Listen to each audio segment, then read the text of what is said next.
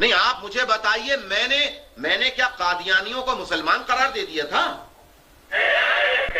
میں نے یہ کہا کہ قادیانیوں کو آئین میں جو حقوق دیے گئے ہیں انہیں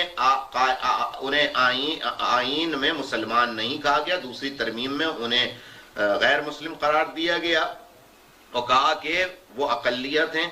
تو میں نے تو کہا کہ میں نے انہیں کسی قسم کا فتویٰ نہیں دیا، میں نے تو کہا بھائی کہ جو آئین میں ان کے حقوق ہیں، جو آئین ان کے حقوق کی ضمانت دیتا ہے وہ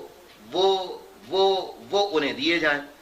کہنے صاحب احمدیوں کے لیے بات کر دی، ان کا نام ہی کیوں لیا؟ کیا مطلب ہے؟ کیا مطلب ہے؟ وہ انسان نہیں ہے کیا؟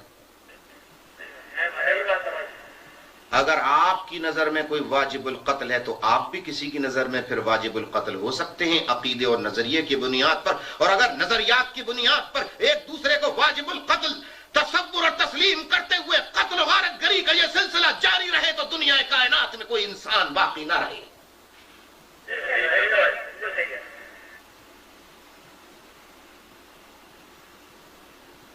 تو بتائیے میں نے کون سی بات غلط کی؟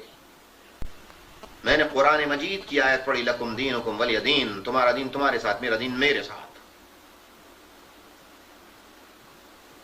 کیوں نہیں چلتے اس کلیے پر کہ اپنے عقیدے کو چھوڑو نہیں اور دوسرے کے عقیدے کو چھیڑو نہیں؟ کب تک ہم زمانہ جاہلیت کی روایات کو،